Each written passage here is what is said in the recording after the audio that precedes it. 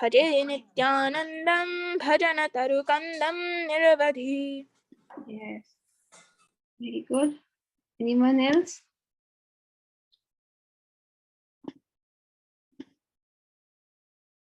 Mataji, can Mukund say the first one? Okay, go ahead, Mukund. शरच्चन्द्रभ्रान्तिं सदमलकान्तिं गजगतिं हरिप्रेमोन्मत्तं धृतपरमसत्त्वं स्मितमुखं सदा गुणां नेत्रं करकलितवेत्रं कलिभिदं भजे नित्यानन्दं भजनतरुकन्दं निरवधि. Okay, Hare Krishna. good. Very nice, Mukund. Do you remember, Hasini? Mataji, can I go with first one? Yeah, go ahead, no problem. Yes. Okay. शरच्चन्द्रभ्रान्तिं स्फुरदमलकान्तिं गजगतिं हरिप्रेमोन्मत्तं धृतपरमसत्त्वं स्मितिमुखं. Mataji, I'm not getting this third line. सदा घूर्णन्नेत्रं पूर्णनेत्रं करकलितवेत्रं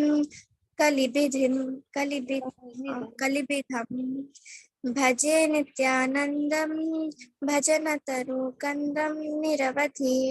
Yes, very good. Very nice, Hasini. Sanvi, do you remember this? Yes, Mataji. Would you like to go? Yes, Mataji. Go ahead.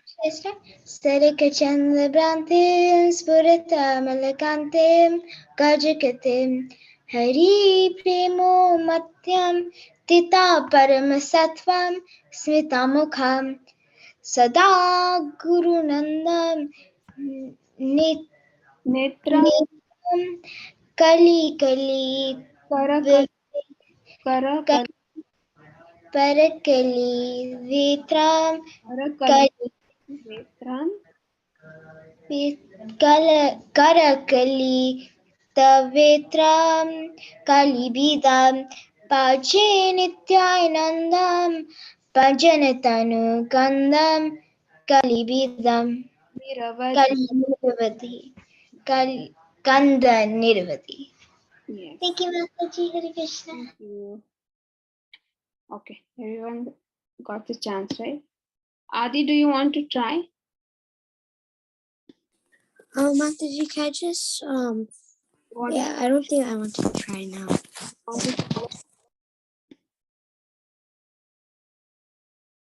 Do you want to follow? I'll just sing. You can repeat. Do you want? I think I'll just say it with everybody. I don't want to try now. Whenever you're comfortable, let me know. Okay. So, first one is I think you're all comfortable. Okay. What I will do, I will sing and you all repeat, so that Adi will repeat with you all, and we have Anshu also. So both will repeat. Okay. So please repeat. Sharachandra-bhrantim Spuradamalakantem Gajagatim Sarikachandra-bhrantim Kajakatim. Half, okay. Is it in one go? Is it difficult, Adi? Then I will half. Okay, let me go half. Sharachandra-bhrantim Puradamalakantim Gajagatim. What do you think? What comes to your mind when you sing this line? Anything you remember? Ma'am, Lord Nityananda. First line. Gajendra, maybe. Gajagatim. What does it mean? Gajendra. No. It means he walks. His gait is like in that of an elephant. Gait is like that of a maddened elephant. Gajagatim. And Sharat Chandra Bhrantim also we know that bright face marks the full moon autumn. Full autumn moon. Sorry. So Sharat Chandra Bhrantim. Sharad means autumn.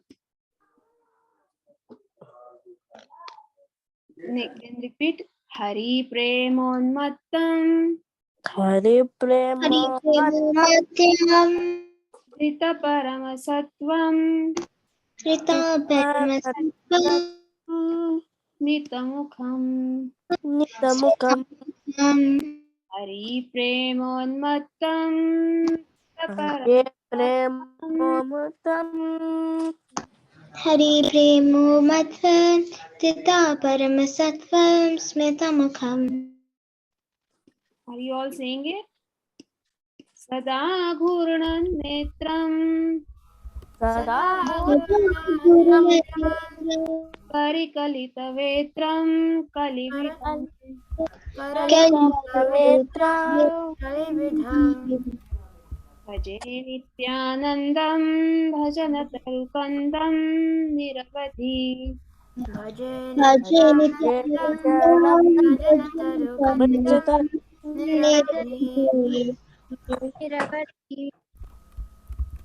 All of you are comfortable?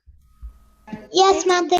Those who are singing first time, Adi, did you get all the words? Okay, we cannot unmute. Sometimes it happens. So we'll move to the next one.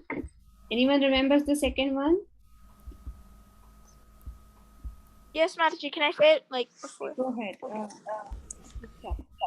रसानामाकारं स्वजनगणसर्वस्वमतुलं तदीयैकप्राण प्रणीतवसुधा जाह्नवपतिं तदा प्रेमोन्मादं परमवदितं मन्दमनसां भजे नित्यानन्दं भजनतरुकन्दं निरवधि.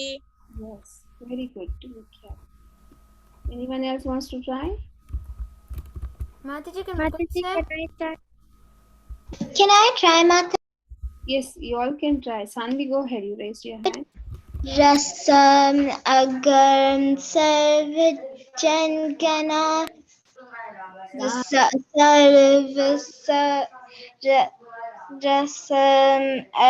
aganam Rasanam agaram रसानामागारं सर्वजनगणं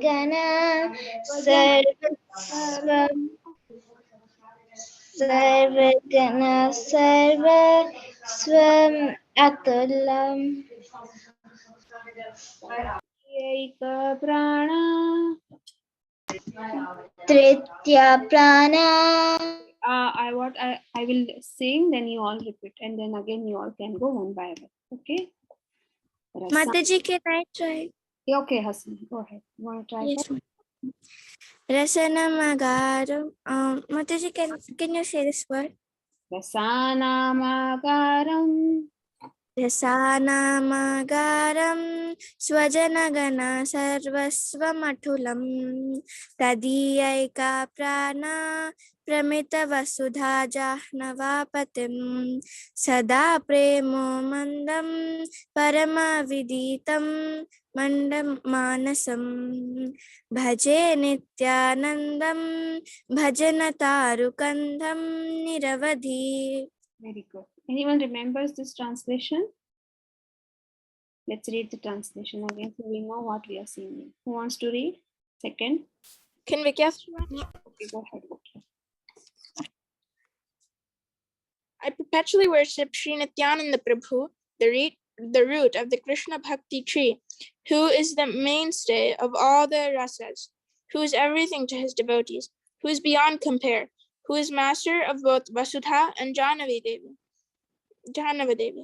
who consider him more dear than their own lives, who is always maddened in Krishna Prem, and who is unknown only to those of meager intelligence. So, what all the words then we got to know here? Vasudha Janavapatim. Yes. Ma'am, Vasudha Jahnavapatim. Yes. And Sada Premonmadam. Means they are having Always love so much love towards Nityananda. Maddened in Krishna Prem. Yes. Yes. So when we sing that, at least 2-3 words when we sing, if in the stanza, we can think of that while we're singing. Okay. Very good. Anyone wants to try this? Or maybe I will sing and then you all repeat, okay? Anyone wants to try? Mukund, you wanted to try, right? Sorry. Yes, Mataji. Two, Go right? Yes, go ahead. Yes, Mataji. रसानामगारं स्वजनगण सर्वस्वमतुलं तदीयैकप्राणा प्रमितवसुधा जानवपतिं सदा प्रेमोन्मादं परमविदधं मन्दमासनं भजन नित्यानन्दं भजन तरकण्डं निरवधि. Hare Krishna. This is Manda Manasam. Can you say this? Mandamanasam. Hare Krishna. Thank you. Very nice. Mukund. Anyone else? Mataji, can I try the third one? Okay, let's go through the second one first. You can go Okay. the third one first. Sanvi, you have raised hand. You want to sing second one? Oh yeah, actually, Yeah, first, can we repeat it? yes, we will do that. Anyone else before that wants to try? Alone? No? Okay.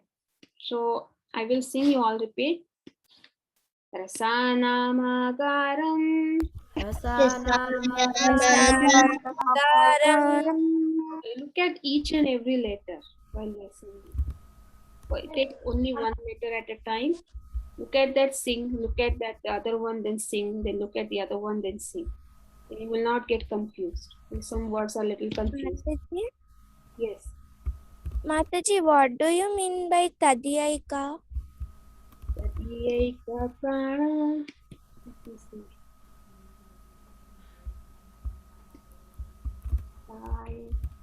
Especially worship Krishna the victory, the mainstay of all the rasas.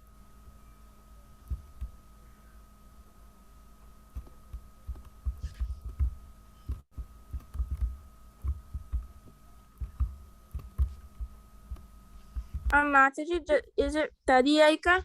Yes. Tad is like that. Tad means like that. So it's like the pran of Vasudha and Jahnavi Devi is Whose, I think, is whose pran and that whose becomes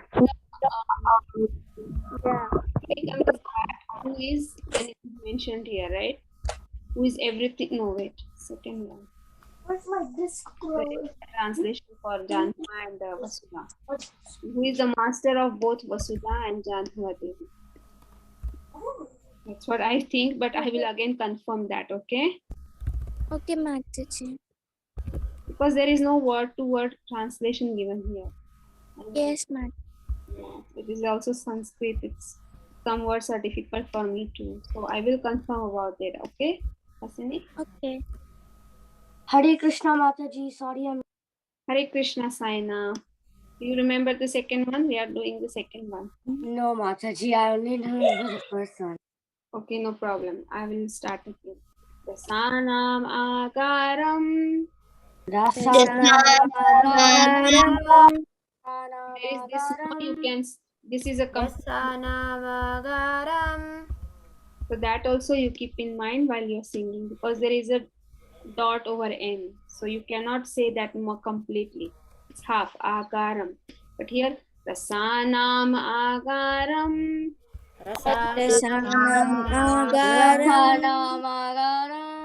Swajana gana sarva. This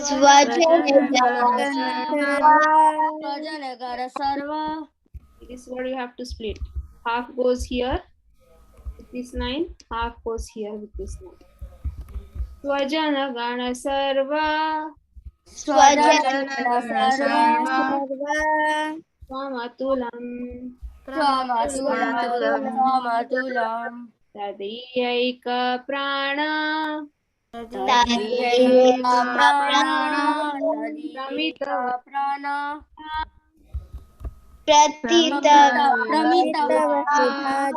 Vasudaja.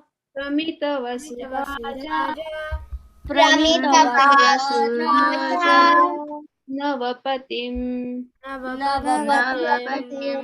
You got it right? How we did this one? This also Yeah, is you split the ja and the nava. Pramita Vasudha Janavapatim. Pramita Vasudha Janavapatim. Tada Premonmadam. Sada Premonmadam. Da Premonmadam. Sada Premonmadam. Paramaviditam Mandamanasam.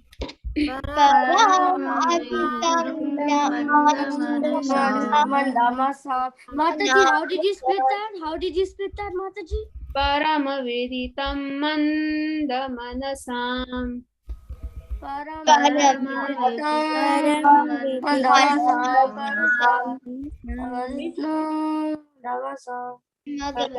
Premonmadam Paramaviditam Mandamanasam.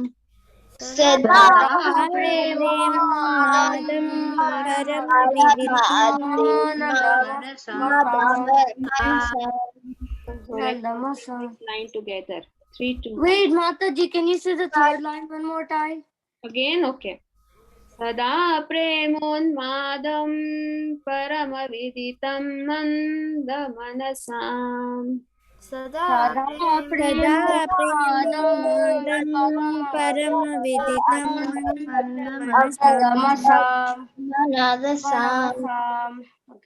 Let's sing this together. Bhaje Bhaje Nityananda, Bhaje Nityananda, Bhajanatanu Kanikam Niravadi. Now you all one by one. Probably those who did not sing, they can go now. Can I go, Mataji? Go ahead. From the which line, Mataji? Second one. This full. Okay. Rasa Namagaram Swajanatana. 1 second. There is no line here, right? Over this A. But you see line here and here.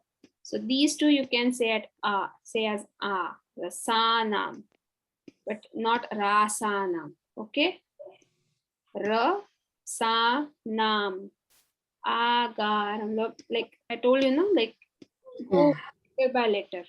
Slowly you can go. Don't go fast also. Rasa Namagaram Swajanagana Sarva Samatulam Tadi Eka Prana Pramita Vasu Dhaja Navapatim.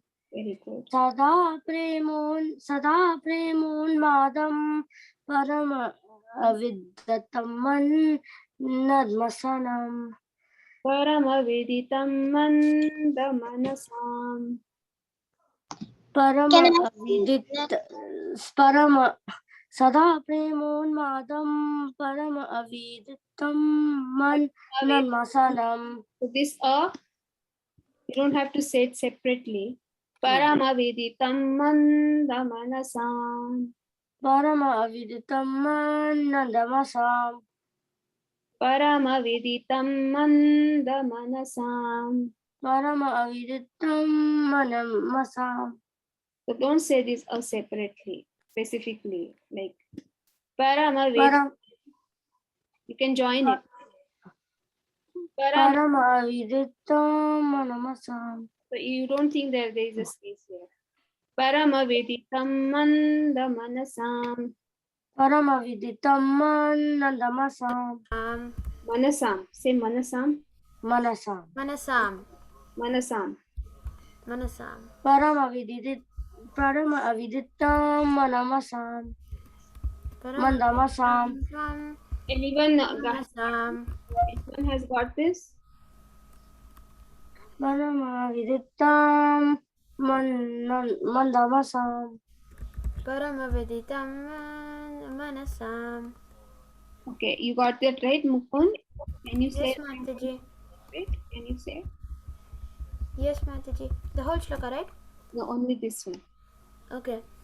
Paramaviditam mandamanasam. Yes. Can you say Saina? Parama Aviditam Nandamasam. Okay, you go slow. Go each letter by letter. One by one you go. Slow you go. Then you can increase your speed. Paramaviditam manasa. Paramaveditam mandamanasam. Paramaviditam manasam. Mandamanasam. Mandamanasam. Mandamanasam. Can you say mandamanasam? Mandamanasam. Mandamanasam. Say it again. Mandamanasam. Yes. Paramaveditam mandamanasam. Paramaviditam mandamanasam. Yes, you got it. Okay. Paramaviditam mandamanasam. Yes. The last one. Bhaje nityanandam bhajanatanikandam niravadi. Very good. Now who wants to sing? Can I sing, Mataji? Yes. Who's that? Okay, Sanvi then Hasini. Rasanam Magaram Savajanagana Sarvasam This is together. Atulam. This What, Mataji? This is together. Savajan. It's Savajan. It's Svajan. Svajanagana Sarvasam Atulam Tadikya Tadiyaika prana. Tadika pranam pratam vasudha Okay, what is, vasudaha. can you read What this? ma? Can you read this, Sanvi? Pramita. Yes, you go slow. No problem. Go one. Pramita vasudeta namapat. Go ahead. Sanvi, go ahead. Pramita vasudaha janava pitam patem. Yes. Sada prema premno adam Premon madam. premo madam param avitam Like I told her, don't say here separately. Paramavidam. paravidaman manda masanam This is mansanam what comes after ma? nasam No. na right Na. ma na sam. Yes. So, Sam. um man ta na sam. Yes. This is how you Paje describe. Yes, go ahead. Paje Nityanandam Bhajanatanu Kandam Niravadhi. Hare Krishna Mataji, thank you. What is this word, Sanvi? Taru. Taru, not Tamu, okay? Okay, Mataji. Yes, this is what you need to practice, Sanvi. You have to go one by one slowly, okay? Slowly you go, read it 2-3 times, then you increase your speed. Okay, Mataji. Okay, very good. Who wants to go next? Mataji, can I go? Okay, I see some new names here. Yes, Hasini, you can go ahead. Who is Chiranjeevi? Anjaneya has joined. Hare Krishna, Anjaneya. Hare Krishna Mataji. Go ahead, Hasini. रसानामागारं स्वजनगणा सर्वा स्वमतुलं तदीयैका प्राणा प्रमितवसुधाजा नवपतिं सदा प्रेमोन्मदं परमविदितं मन्दमनसाम् Very good. भजे नित्यानन्दं भजनतारुकन्धं निरवधि. Very good. Very good, Hasini. Anyone else wants to try?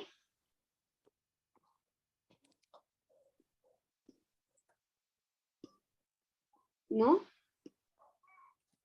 Okay, then do you want to repeat after me all together so that others who need practice can also sing once, and then we'll move to the third one. Yes, Mataji. Yes, Mataji. It's a little bit difficult one, so it's taking time, but that's okay. And I'm happy to see others are also cooperating when some need more practice, so they are waiting patiently. It is so nice. So let's sing. Rasanam agaram Rasanam agaram Svajana gana sarva Svajana sarva Swamatulam Swamatulam Rasanamagaram Swajana gana sarva Swamatulam Rasanam agaram Swajana gana sarva Swamatulam Eka prana Tadiyaika Ramita Vasudaja Kapatim Navapatim Tadiyaika prana Pramita Vasudaja Navapatim Tadiyaika pranam Pramita Navapatim Tada Premonmadam Sada Premodam Paramaviditam Mandamanasam Paramavita Tada Premonmadam Paramaviditam Sada Premamadam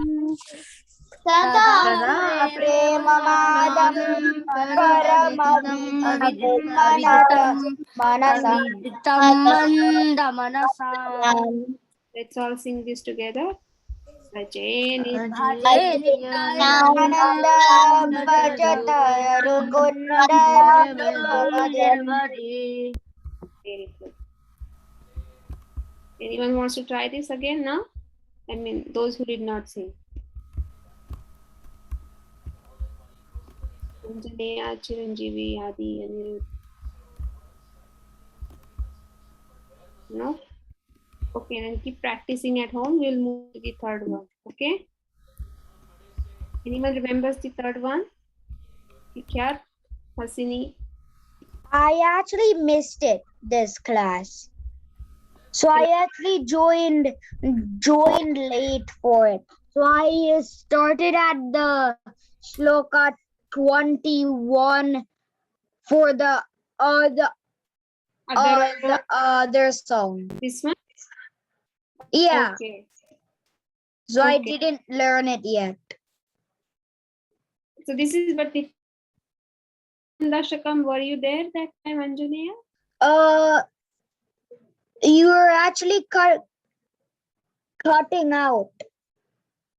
You were cutting. You cannot hear me? Is it Now I breaking? can. It is coming and it's going. Your voice. No problem. Really, Mataji, for me it's very clear. Like I can hear you. Okay. No, Maybe it is mine only. Wait, I'll join. I'll leave and I'll join again. okay, is it still breaking? Then you can do that, Anjani. No. Now it's No, fine. it's good now. Okay. Yeah. I was asking if you remember the third one. Were you there? Or No. okay, no problem. No, I had missed its whole thing. No I problem. didn't learn it. Vikyat knows he will sing first. Okay, go ahead, Vikyat. Oh, thank you, Mataji. Shachi sunu preshtham nikhila jagadishtam sukhamayam kalau majjajjivo dharana karanodama karunam hare rakhanadva bhava jaladhi garvonnati haram भजे नित्यानन्दं भजन तरुकन्दं निरवधि. Very good. Very nicely tried. Thank you, Mataji. Mataji, can I also try? Yes. Hasini, go ahead. Sachi suno peshtam. Shachi. Sachi suno peshtam nikhila jagadishtam sukhamayam kalau majja jivo dharana karano dhamma karunam hare rakhya Hare Ramanadva. हरे रख्यानाद्वा भवजलधि गर्वोन्नतिहरं भजे नित्यानन्दं भजन तारुकन्धं निरवधि. Very good. Very nice, Hasini. Anyone else knows this or wants to try? Can I try, Mataji? This is Saina. Yes, Anna. Sachi suno pishtam nikita jala. It as sh, right? Because there is a dot over s. Say it as shachi. Sachi suno pishtam nikila jagadishtam sukhamayam. Very good. Kalu maja jivo dharan dhamma karunam. Hare Rakhyanadva Bhava Jaladi Garvo Natiharam Vaji Nityanandam Bhajanatanu Kandam Niravadi. Very good. Very good. Can I try? Yes, Anjali. Go ahead.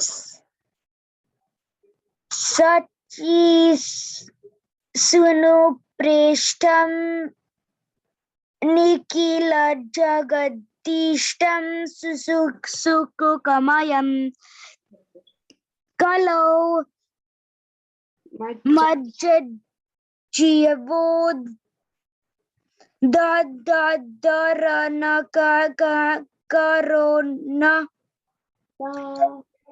Dhamaka karunam hare rakyanadva bhava jala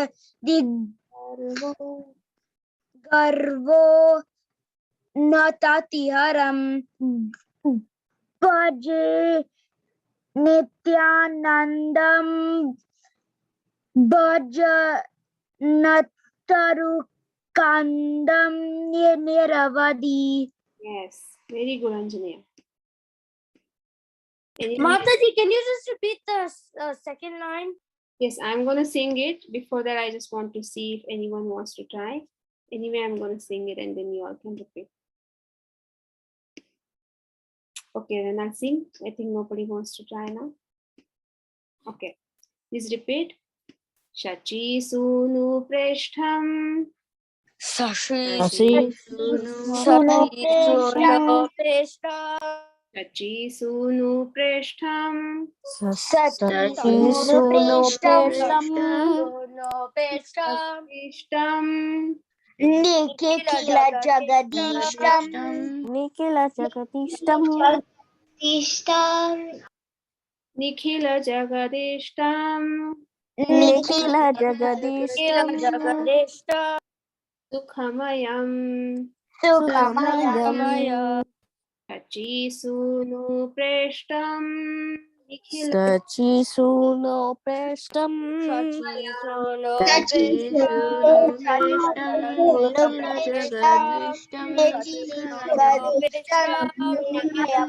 Nikila jagadishtam. Sukhamayam.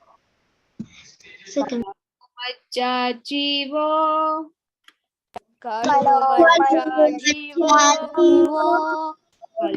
Majja jivo. Dharana karanottam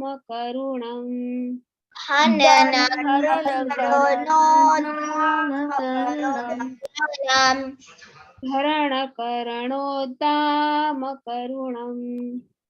Dharana karanottam karunam. So there is there are two D's here and here also. What is the difference here in pronunciation? It is a double D, so it will be duh. So it is like a harder D. So it is a pressure. Put out a pressure on that D. Yes, but the first D also has H with it. Can you see? So it is the. The. It's not, it doesn't say the. Okay, it's the because you add her sound to the. So it becomes the. So that difference, with that difference, you should sing. Okay, Mata Tata. Dharana karanottam karunam. So there is no the H here with these D. So it is the. And here it is the. Got it? Yes, Mata. Yeah. Can you sing now? Kalau majjajivo dharana karanottam karunam. Kalau maja jivo karunam Hare rakhanadva. Hare Hare rakhanadva. Hare Ladhikarvonnatiharam.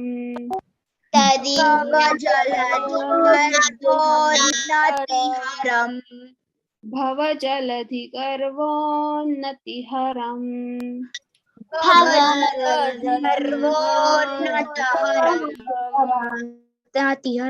Anadva bhavajaladhikarvonnatiharam.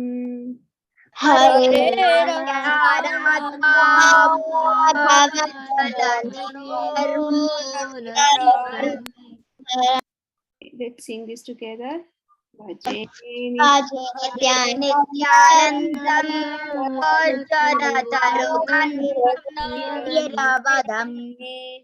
Niravadhi. Someone is saying Niravadam. Niravadhi. Now who wants to go? Niravadi.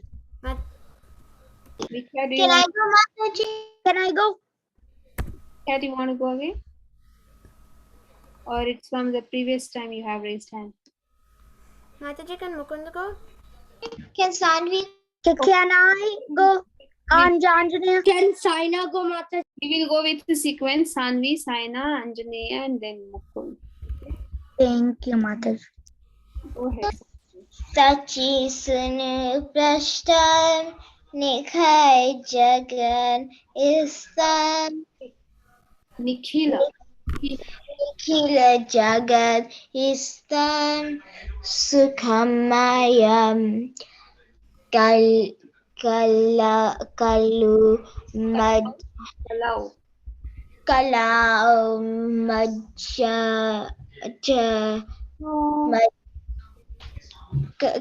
majja jivo Allow majjajivo.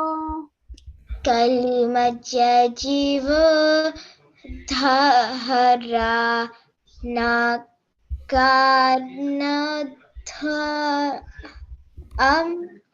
karunam har Karunam. haran karanathanam karunam harar akhya anand vabhavana Harer akhyanadva. hare akhyanadva Go ahead. Bhava Jalethi Karvu. Is there E here? Sanvi, is there E here? Okay, so how it should be? Bhava Jalathahi Bhava Jaladhi. Bhava Jaladhi Karvu Nathi Haram. Haram. Pachi Nityanandam Bhajan Tarukandam Niravadhi. Very good. Very good, Sanvi. Keep practicing, okay? Okay, Mataji. Go ahead, Saina. Okay, Mataji. Sashi Suno Peshta This? Sha. Sure. Shachi. Shachi Suno Peshtam Nikila Jagadishtam Sukhamayam Kalo Maja Jivo Dharan Karanodam Karunam Hare Rakhya Nadva Bhava Jaladi Garvo Natiharam Bhaje Nityanandam Bhajana Tarukandam Niravadi. Very good. So, Saina, you can sit with Sanvi and you both can practice it together. Maybe 5 minutes, 10 minutes a day, okay? I think Saina can help Sanvi, right? Okay. Very good. So, who is next? Anjaneya. Go ahead. Yeah. Go ahead. Sachi Sunu Preshtam Nikekila Jagadishtam Sukumayam Kakalo Majjivo Dharana Karunadama Karunam Hare Rakyad Nadva Bhavajaladi Garvo Natyaram Bhaje Nityanandam Bhajana Tarukandam Niravadi. Very good. Very nice. Anyone else wants to try? Mataji, can Mukund say? Yes, Mukund. Go ahead. Okay, Mataji. Sachi Suno Preshtam Nikhila Jagadishtam Sukhamayam Kalau Majja Jivo Dharana Karanodam Karunam Hare Rakhya Nadva Bhavajaladi Garvo Natiharam Bhaje Nityanandam Bhajanatarukandam Niravadhi. Hare Krishna. Hare Krishna. Very good, Mukund. Very nice. Anyone else?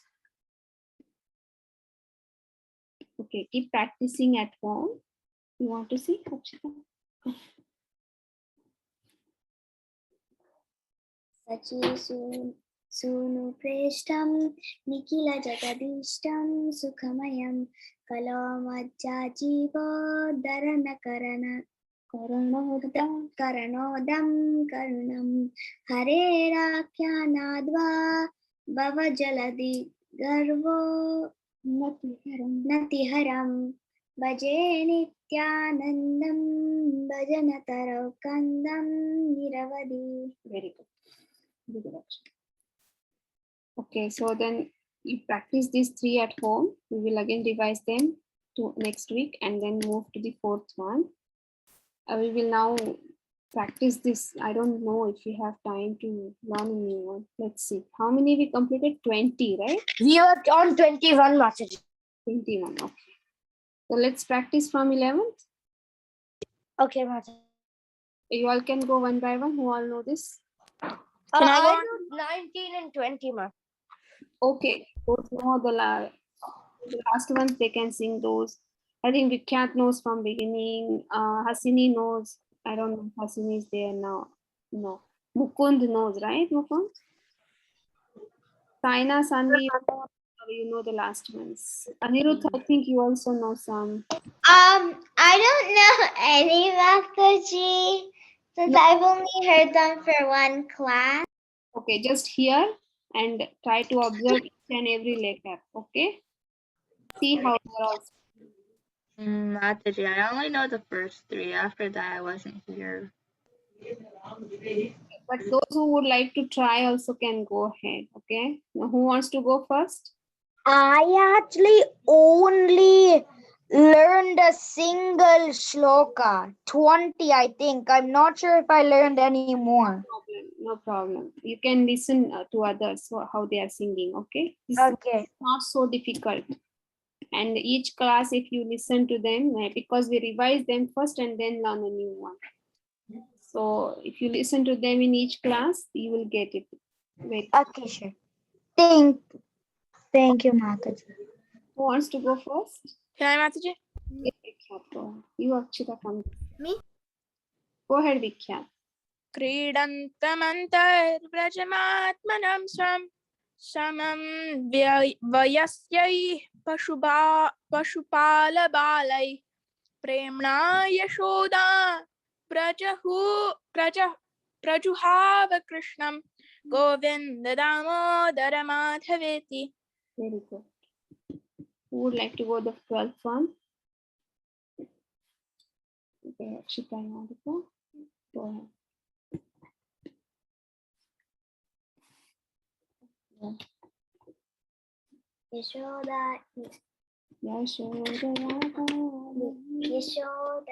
యశోదయా కాందములు కలేన గోకాంత పాశేన నిబధ్య మనం మందం నవనీత భోజి Govinda Damodara మాధవేతి. Very good. Who wants to go next? Mukund, do you want to go? I think you also know this. Yes, Mataji. Okay. Niganjanekan. Nijangane. What, Mataji? Nijangane. What, Mataji? Nijangane.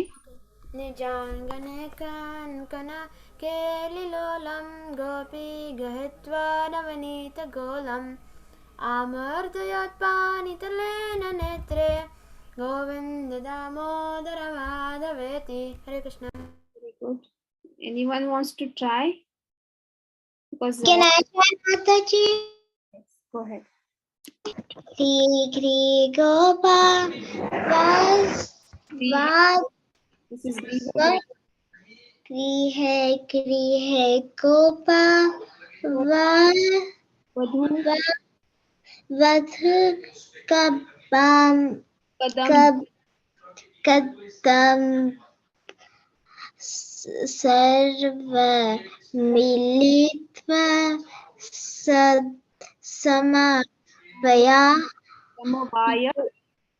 samavaya yoge. okay. Punyanam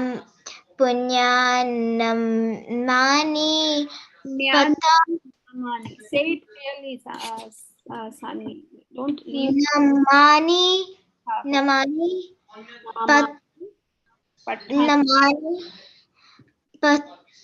patani nityam patanti nityam govinda damodar madhaveti. Who wants to go next? Say your name and go ahead. Anirudh, do you want to go? Okay, Mataji. Go ahead.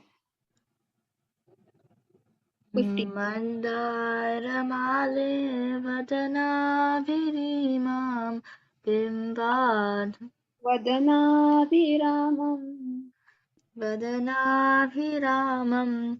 bimbad hare purita virnunadam gopirjanamadhya samstam Govinda Damodara Madhaveti. Very good. 16th, who wants to go? Saina, do you want to go? Okay, Mataji. Utya gopyo pararatta bhoge smritva yashoda sutabala kelim gayanti prucharadadi mantyanto go. What, Mataji? Manthayanto. Dadimantayanto Govinda Damodara Madhaveti. Yes. Okay. Vikya, do you want to go next?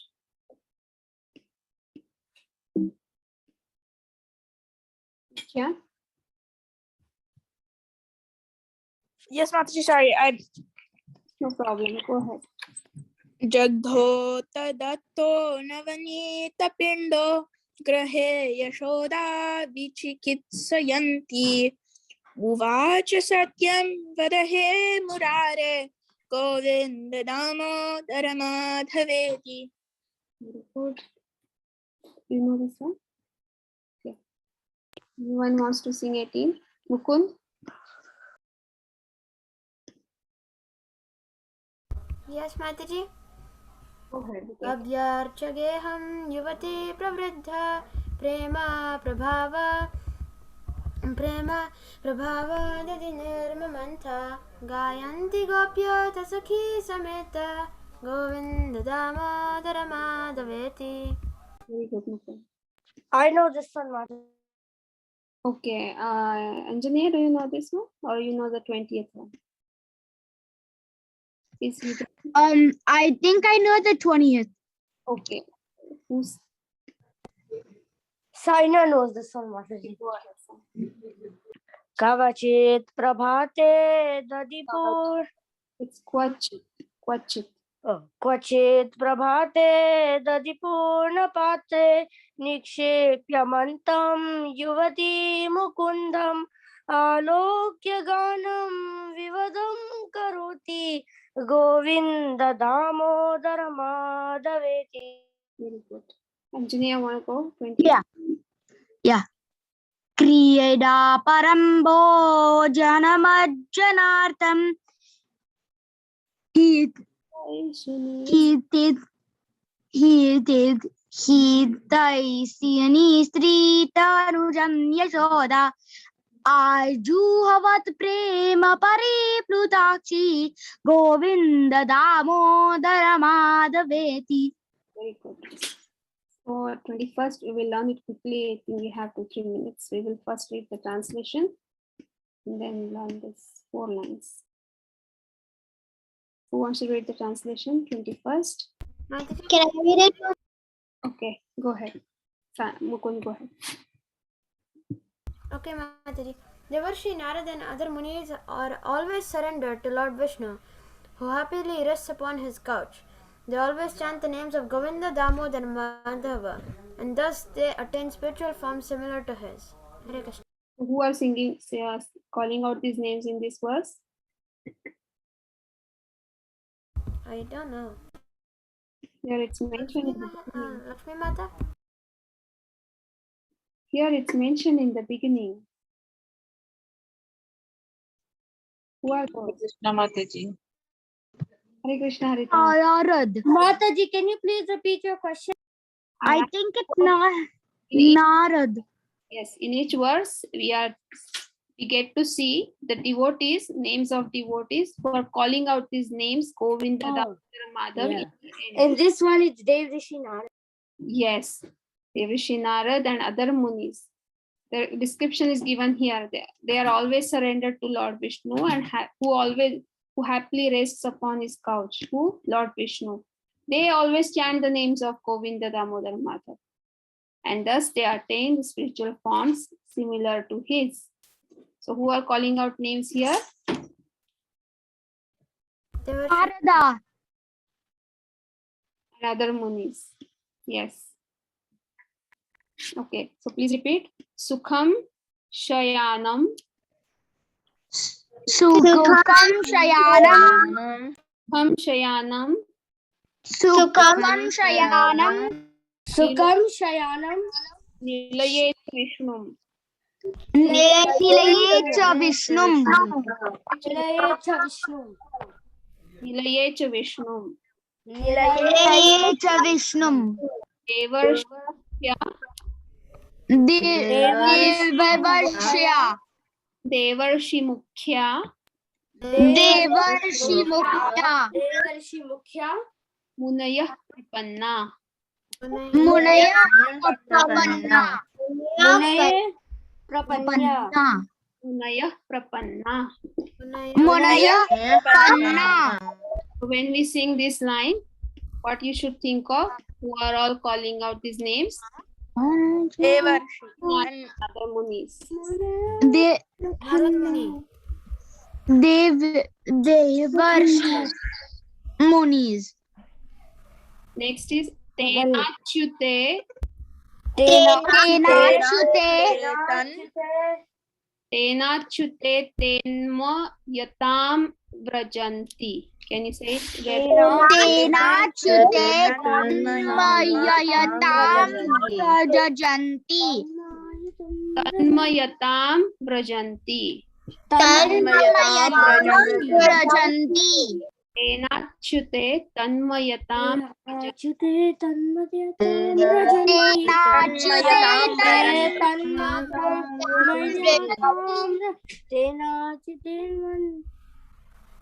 Okay. Tenachute Tanmayatam Vrajanti. Tenachute Tanmayatam Prajanti.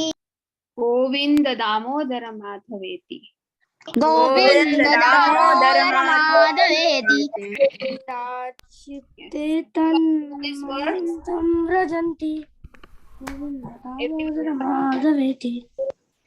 Okay, while I'm speaking, if you all sing while I'm speaking, then others will not get to hear it. Okay. So everyone got all the words? Yes. Wait, Mataji, can you repeat the third line? Yes, I'm going to sing. I will sing that time. Again, you see that carefully, okay? Because we don't have much time. I will sing it and then you all. Sukham shayanam nilaye cha vishnum. Shayanam nilaye cha vishnum. Sukham shayanam nilaye cha vishnum. Sukham shayanam nilaye cha vishnum. Devarshi mukhya munaya prapanna. Devarshi mukhya munaya prapanna. Devarshi mukhya munaya prapanna. Devarshi mukhya munaya prapanna. Tenachute tanmayatam vrajanti. Tenachute tanmayatam vrajanti. Tenachute tanmayatam vrajanti. Tenachute tanmayatam vrajanti. Govinda Damodara Madhaveti. Govinda Damodara Madhaveti. Everyone got it? Yes, yes, So we will sing this one by one next time because it's late. It's already 9:20. I know you all want to probably practice. You are raising hands, but you practice it at home, and then I'll give a chance to all of you to sing it one by one. Next week. Yes. Okay. Okay. Okay. Time. Okay, Mataji. Hare Krishna. Hare Krishna Mataji. Thank you. Thank you. Hare Krishna Mataji, thank Thank you, Mataji. Hare Krishna. Thank you for teaching Mataji. Hare Krishna. Hare Krishna. Have a good night. Hare Krishna. Thank you, Hare Krishna. Thank you for the class. Thank you for joining. Hare Krishna. Hare Krishna. Vidita Mataji, you can end the call. Thank you. Hare Krishna. Hare Krishna.